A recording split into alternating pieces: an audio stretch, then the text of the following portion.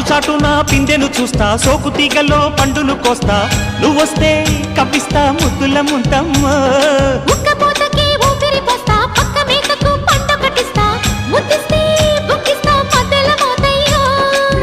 ఓలమ్మో పుకారులో షికారుగా రావమ్మో, ఎదలే ఎడెక్కిస్తే ఎట్టాబులమ్మో.